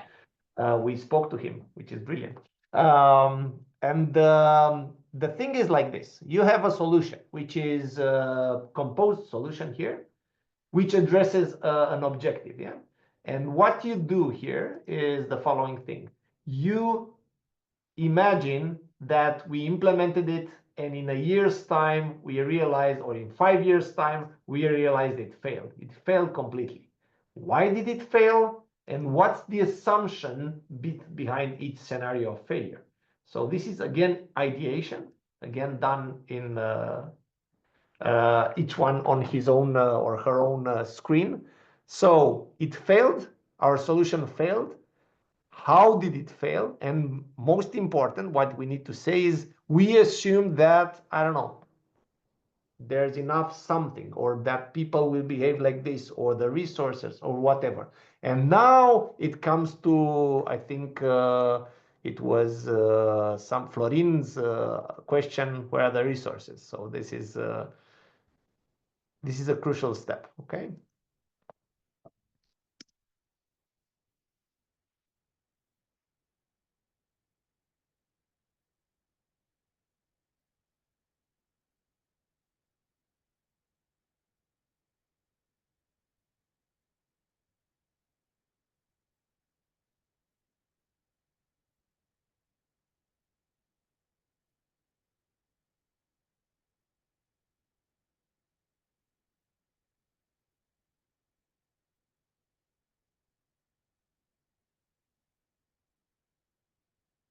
You can leave aside, we assume that, no?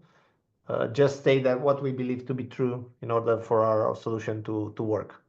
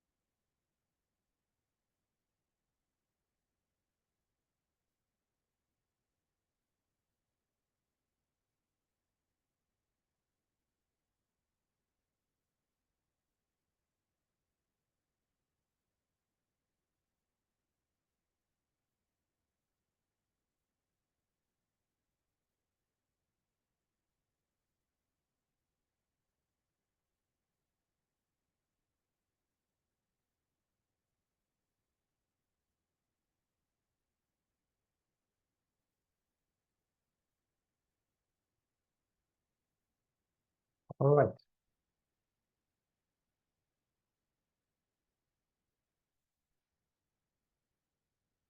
Nice. So see how this works. You fall in love with a solution, and then you have to kick it in the soft parts because you make it better. So what we see now is, we're not gonna go through all of them, but these are the obstacles in actually fighting disinformation. This is why it's hard, because basically perhaps people are not willing to learn how the algorithm work, or perhaps students will not listen to us, or perhaps there are no resources for this, or education will not touch at least 30% of young people, as our objective is, you know. So what we need to do is to align on this, and I'm gonna just browse through it because you get the understanding of what's going on, and let's select. I don't know. Do you have favorite ones? Yes, I like this one. Networks that have effect on actual behavior. Networks have effect on actual behavior. We thought that networks have, but perhaps they don't. All right. So let's just I don't know. Let's leave them all. And now we need to do something which I'm not going to do. Sorry, because it's a lot of work for I don't know 20 something assumptions. You assign a probability of failure and an impact of failure if they're not right. If they're wrong, you assign this is risk assessment, and I'm gonna just make it by hand, but this is a very important step in seeing which one needs to be tested or tackled or so on and so forth. It's not gonna allow me to go on, and I need it to allow me to go on. So Paul, can you please entertain people for 2 minutes until I click randomly?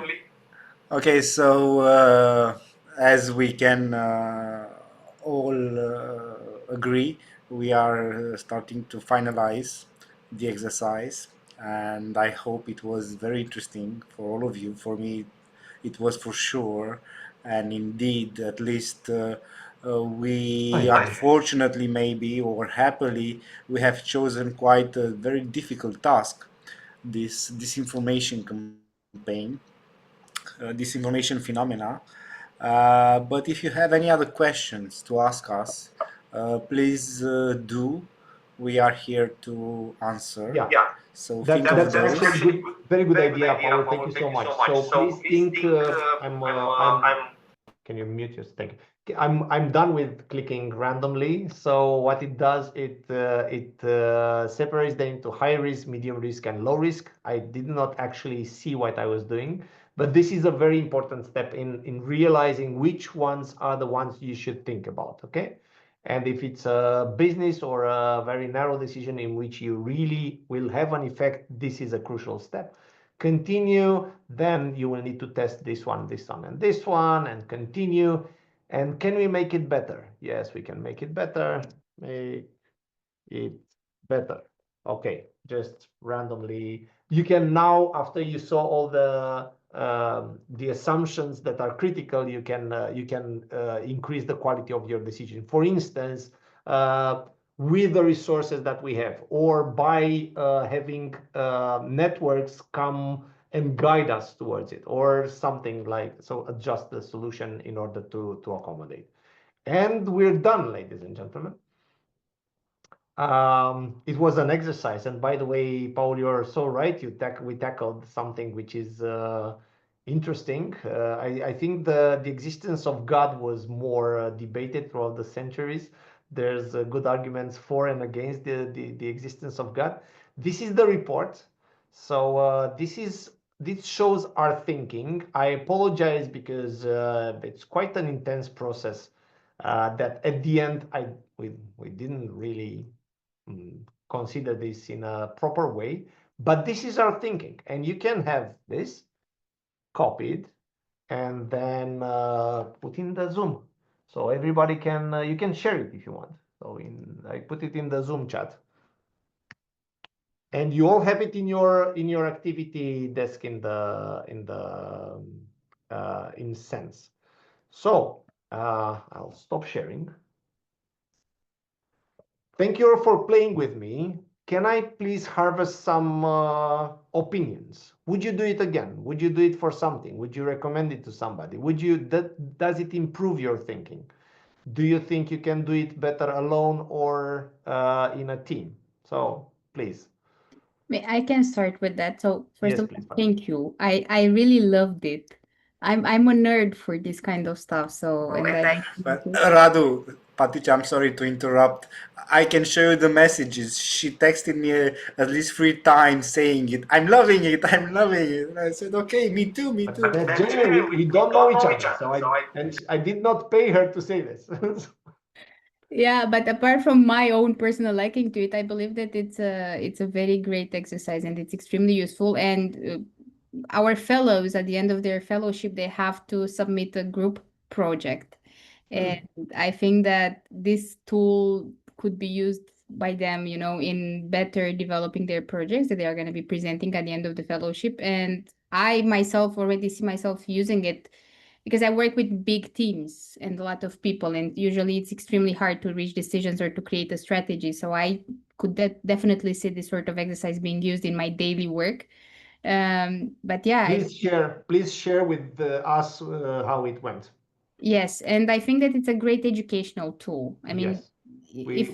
By the way, you can if you're in a business school or if something that uses case studies, this is a very good tool to address a case study. So what's the problem? What's the root cause? What are some options? You know, making sense of stuff. Okay, Yeah, so thank you so much, Patricia. Any other opinions? I will harvest as many as you give me. So as people are still thinking of their opinions, let's not forget the question we have from Florin, one of our guests, a participant. So he's asking the potential to include AI or any other algorithms in the tool. I will answer that in a second. We have plans for this, but let's separate them. So first, let's harvest the opinions, and then I'll answer as many questions as possible. But that's very interesting, and we're debating on this a lot. So any other opinions on the process? Laura, please.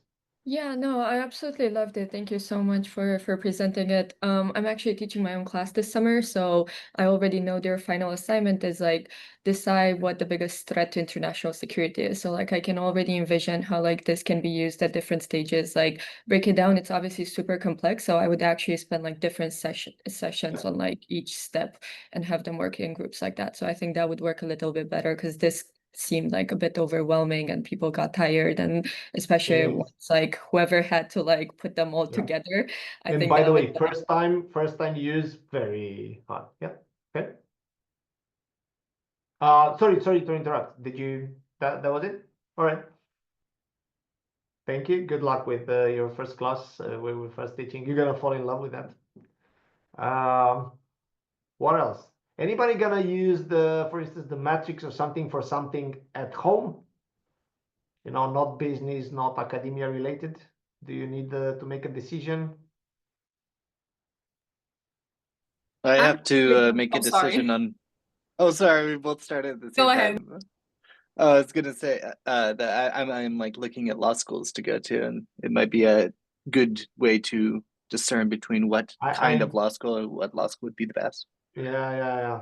See what your criteria are, what's the weights, what are the scores. Can you please share with the group, not with me, if it helped, because it's a very good visualization of your own subjectivity. It's not gonna objectify your decision. It's gonna make it transparent what you really consider as a criteria. Okay. Yeah. Katerina, please. Yeah, I wanted to say something similar that I would probably use it for my, I don't know, personal objectives, not necessarily only school related, but well, it really depends. I can't really think of an example right now because it's true that this whole process kind of tired my brain out. So all right. It is very thorough, but I think that's a good point because I don't think it leaves any, I don't know, questions regarding what decisions should I pursue, right? So at the end, even though you'll be thinking that you should have just got with, you know, a heuristic or something, then at least you have a very strong opinion that supports. Yeah, you sleep better. Yeah. After going through this. Even though you're more tired. This process. Yeah. You sleep better because you're tired. All right. Any other opinions, please? Oh, Arne raised his hand. Maybe he should go first. Go ahead. No worries. Go ahead, Adela. You had more etiquette than me, but sure, I'll go first. I loved it. I really loved it. And I am very glad that it's such a complex process. I'm very glad that it kind of stops you from taking the shortcut. Also, I wanted to point out that the explanations along the process for the users are extremely helpful. Like, it's very self-explanatory and it guides you through the process, and it's great. And to be very honest, I'm thinking of using it for deciding on my PhD subject. So it'll be a very good mind map for that. So thank you so much. Thank you, Adela. Ruxi will need to go out, so thank you, Ruxandra, for being here and for building or co-building or being part of this amazing team. Bye. Okay, Arne. Yeah, so I definitely agree with Patricia that this tool, I think, is very, very useful for group works, and I think much more useful than for personal decisions. I think I wouldn't use it for a personal decision, but for group works, I think the biggest advantage is that this big process and that every team member must interact and bring their own thoughts really ensures that every member of the team sort of has the same thinking process. Which I think is one of maybe the most important part of coming to a common solution, right? So I also really loved it, yeah. Oh, thank you. Thank you. Any other opinions? Then I'm gonna ask a hard question. I would also like to add the fact that everything that everyone has said, like I 100% agree. But also there's one fact, it's that the answers are anonymous. So that's a huge plus, because usually in big teams, people are afraid of speaking because maybe they will be judged. So this is like a really, really, really good tool for expressing exactly what solutions do you want to get to the table and so on. This is exactly our line of thinking. Also for naysayers, they're still anonymous. So the assumptions, you assume that, we assume that, that's also that's negative, but also anonymous, which it gives people the freedom to we thought on the same line. Okay.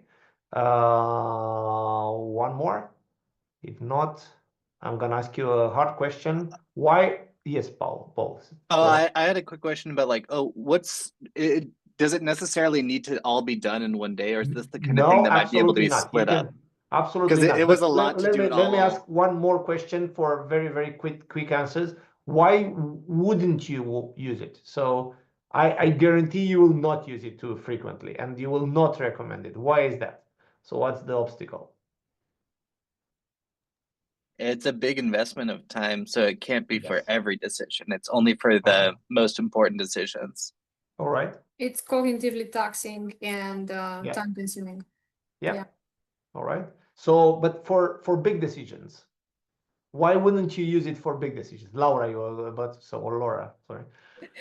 No, it's more financial. Like, depends on because you said the team one will be paid version, right? So like it depends if right. Thank you. Because you're not gonna be wanting to pay for it. By the way, if you're the member of the team, you're not paying. So just the facilitator pays. And now it's all free. Don't tell anybody. All right. Thank you, Paul. You were asking something, and I think I know what you're asking. So no, you can stop and continue. You can stop and stop. You can start in the middle, or you can just address 2 steps, and that's it. If it's good for you, and it still generates a report and helps you with the process. All right. So let's address Florin's question. This is just like taking your brain to the gym, and we are afraid that AI is gonna take over our brain muscle, and we need to train it. But we cannot not have AI, because people will just run a robot in parallel and feed it so it's gonna bypass. So what we thought, and please give me feedback on this.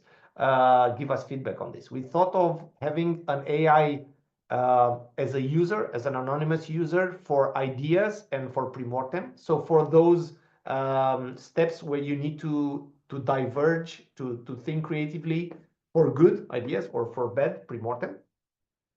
And then we thought of having an AI at the end or at the end of each step, which can remind you, hey, are you sure you tick the right box?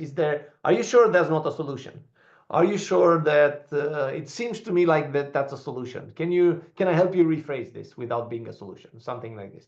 But what we're not going to do is get AI to think for us, to offer solutions or to offer causes or to offer problem statements, because I believe that the process of us thinking about that is more important than the result. I think an interesting addition to that would be that to have the AI predict the type of decision maker you are. That's smart. So having an AI tell you if you're more likely to impose yourself in a group decision or be more make more compromises or something like that. We need a lot of data for that, and then to design a scale or use a scale. That's nice. Thank you, Katerina. But there are already lots I of know there scales are, on this. but I'm we sure need you know to about it. Yeah. make it. Yeah, I know. All right. Maybe I I can think answer. yeah, Paul, you're the boss now. Thank you. No, I was actually thinking right now, when you have the report, you go human all the way, the process, and when the report is ready, maybe an AI can find counter arguments for your decision. Do you understand what I'm saying? I fully understand. It's very good idea. Thank you.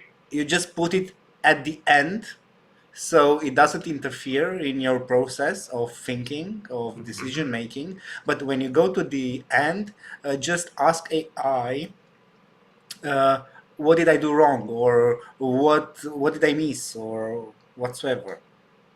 And maybe this is a good point. I encourage you to do the following experiment. Go to your report, copy it, go to ChatGPT, say I participated in a thing on SENS.team. It knows a lot on SENS.team because I asked ChatGPT a lot of it. Okay, and this is my report. Can you help me improve the solution? Or can you help me improve the thinking process, and see what comes out? I will do this, but I think each ChatGPT is a bit personalized on everybody. So that's a very cool idea, Paul. Thank you so much. I have a question, or actually more of a thought. Is so going back a bit about to your question about whether we would recommend it to big teams or in companies. Maybe one reason for which I would not necessarily recommend it is because first, I believe that you really need somebody who's able to moderate the whole discussion that is happening, apart from the work on the platform. And I think that requires a person who, just like you were, right? Like the person who understands critical thinking, who understands the whole process. So I think that it would require a prior training for those that would be willing to use it in, leading these different discussions or strategy sessions like these ones. And another thing that came to my mind is, how do we make sure that the decision that we come to is actually the best one for our project or company, given the fact that the people that are working on this app and coming up with are all, they have the same mindset. They are all in the same organizational culture. So the possibility of them coming up with outside of the box ideas, or, like a bit different ideas, is small, I say it, right? Because we are all more or less accustomed with the culture and everything. Then maybe just some it's food late. for It's thought. very, very interesting. I'm going to answer very, very quickly because it's late, and I believe we all need to go sleep now for 24 hours because it's taxing. Cognitive diversity is crucial in teams, so teams should be cognitively diverse. But if they're not, nobody stops you from getting somebody else on your team. There are techniques with having a devil's advocate, or having somebody from consultant or something like this. first of all. Second of all, what we're trying to do is make short courses, one-day courses for people to know how to facilitate and have a certificate which proves that they can do this. And if they're the manager of the team, or if they're just consultants and they can go with SENS from team to team, that's cool. Ekaterina has a hands up. And then Yeah, I wanted to add to that. Well, I don't think I get Patricia's concern about this, but I'm not sure if it's actually the platform's job to account for cognitive diversity, because the cognitive diversity would be the same even without the. So let's say that I'm implementing this, for a school project, for a university project, then my colleagues are still going to be as diverse as without the app. So, I mean, the app at least makes sure that is the most rational decision that one can take with with maximizing the potential outcome. Within the context. The context is very important. So, yeah. Thank you. Paul? One quick add up, maybe for organizations, having a service like offering also a moderator instead of a fee. So maybe that could be helpful to have an independent moderator. That's actually going to help with Patricia's question. Well, first and second question. That's brilliant, but we did not gather here to improve SENS, although thank you for doing this. €1 on Revolut for everybody. No, I'm joking. I'm not going to pay anything. But thank you so much. Thank you for your patience, for playing with this. I hope you're going to make better decisions and more aligned decisions with this. I really hope you're going to change the world, which you're embarking to do. So step by step, disinformation, or I don't know, world hunger, or whatever we stand for, can use some rational thinking. Thank you for taking the time, either morning or evening, to play with this. And then it gets a bit better. I'm here for. I think I'm sorry.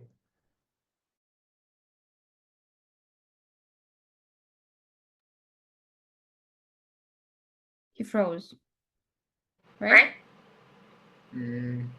Yes, I don't actually understand your question. Hello. Oh, you are back.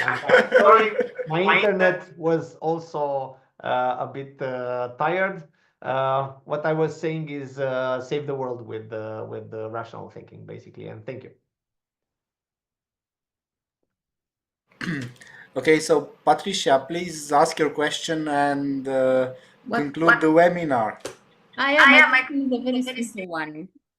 Can we share the platform with other people? Of course, please do that. So we have targets in acquiring new users. So amazing.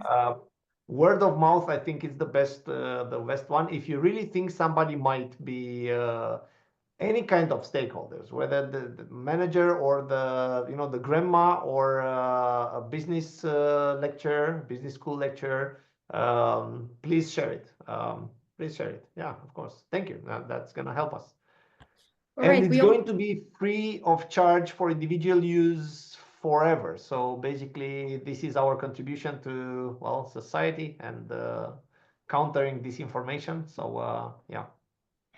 Thank you. So we could say that after today's exercise, we actually did the first step, in countering disinformation with this. Of course. This exercise and also this platform. Thank you, guys. But can I ask another question? Very important question. Did anybody have an aha moment? Did you change your mind on something after this thought process? Did you realize something you didn't until now on this information, on the things that we are talking about? Do you have a new perspective on this, on the problem, on the solutions? Did you change your mind, or? I think that for me, it made me more aware of the fact that I'm a very much solutions-oriented person, because to most of the questions, I only submitted solutions instead of causes and other things. So it makes me think that I should work more on my, whole process of. Or your thought process. Okay. Any other, mind shift? I relate to that so much. You just corrected me on submitting a solution instead of a cause or whatever that was, a general objective. Yeah. That was. Okay. Any other, didn't make you think differently on this information? From clarifying the problem to the root cause, to the objective, to who sits at the table, many ideas, filters, and then the matrix, and then pre-mortem, did you obtain anything cognitively from it? I think I definitely got a more holistic view on what the information is and how it can be tackled. Definitely, yeah. But it's a big problem. I think a smaller problem would have benefited much more, but this is a very good exercise because, you know, big problems should be tackled as well.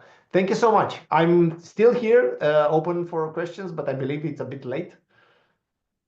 Yeah, so unless you guys have more questions, I think that we can say that this was a very successful and interesting and engaging, and you know, it's 8:48 and we are still talking and discussing.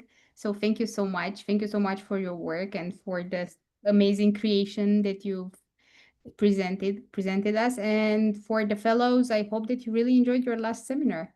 And also for the guests, thank you for joining and taking the time and actively participating in the meeting. And we hope to see I thank Carmen here for staying so late with us, just to be happy of users using it, and Ruxi, who almost missed her next appointment because she didn't want to leave. She just wrote. We're gonna debunk everything tomorrow morning. Thank you all for being here and for being so nerdy on my side. We're really fellows on this kind of thinking about thinking and well, change the world. Thank you, Paul and Patricia, for inviting me, and have fun with the fellowship. Thank you. Thank you very much. Good evening. See you next time. Bye. Bye.